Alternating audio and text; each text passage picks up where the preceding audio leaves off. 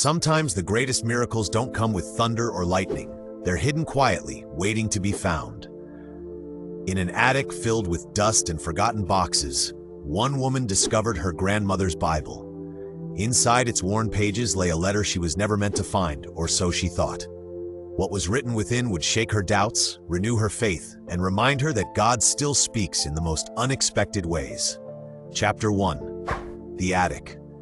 The air was heavy with dust and memories. Emily climbed the narrow wooden stairs, every step groaning under her weight. She hadn't been here in years. Her grandmother's attic smelled of cedar chests, moth-eaten clothes, and the silence of a house that no longer held its keeper. She came only to sort boxes, to do the work of closing a life. But hidden beneath old quilts and faded photographs, Emily's hand brushed something leather-bound. A Bible, worn and fragile, its edges curled with age. She opened it, and something slipped out. Chapter 2. The Letter. It was a folded sheet of paper, pressed flat between brittle pages. In careful handwriting it began, "To the one who finds this." Emily's heart quickened. The words were her grandmother's. But they weren't a diary entry or a sermon note. They were a letter written to a future reader, to Emily herself.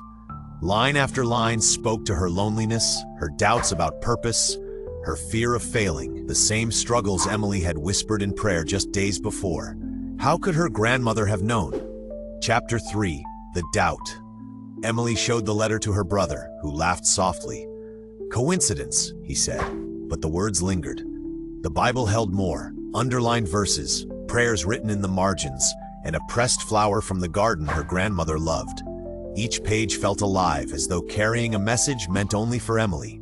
She wanted to believe it was God's hand, but doubt weighed heavy. Chapter 4. The Sign. That night, Emily dreamed of her grandmother's voice reading scripture by lamplight. She woke with a strange calm. The next morning, an envelope arrived in the mail. Inside was a letter about a new job opportunity, the very kind she had been praying for and had long given up hope of receiving.